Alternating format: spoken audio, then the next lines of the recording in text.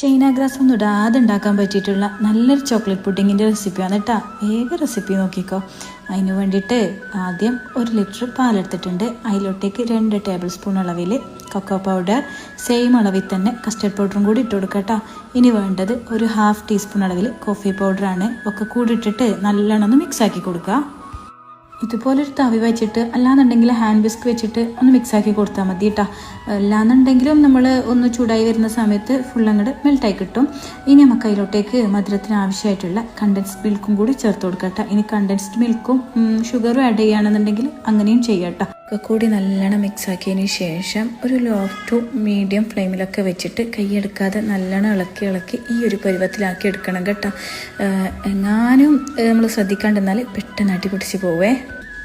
ഇനി നമുക്ക് ഈ പുഡിങ് എങ്ങനെ സെറ്റ് ചെയ്യണ്ടേ നോക്കാം. അതിന് വേണ്ടിയിട്ട് ഞാനൊരു പുഡിങ്ങിൻ്റെ ട്രേ എടുത്ത് അതിലേക്ക് ഞാൻ മാരിഗോൾഡിൻ്റെ ബിസ്ക്കറ്റാണ് കേട്ടോ എടുത്തിട്ടുള്ളത്. ഇനി നമുക്ക് ഏതെങ്കിലും ചോക്ലേറ്റ് ഫ്ലേവറുള്ള ബിസ്ക്കറ്റ് എടുക്കണമെന്നുണ്ടെങ്കിൽ അങ്ങനെ എടുക്കട്ടോ. ബിസ്ക്കറ്റ് മുഴുവനായിട്ട് ഇതുപോലെ നിരത്തി വെച്ച് കൊടുക്കുക കേട്ടോ. ഇനി നമ്മൾ റെഡിയാക്കി വെച്ചിട്ടുള്ള പുഡിംഗ് മിക്സ് ഉണ്ടല്ലോ, അത് ഇതിൻ്റെ മീതെ ഇതുപോലെ ഒഴിച്ചു കൊടുക്കുക. ഇനി സെക്കൻഡ് ലെയറും സെയിം നമ്മൾ ഫസ്റ്റ് വെച്ച പോലെ തന്നെ വെച്ച് കൊടുക്കുക കേട്ടോ. ബിസ്ക്കറ്റ് വെക്കുക, പുഡിംഗ് മിക്സ് ഒഴിച്ചു കൊടുക്കുക.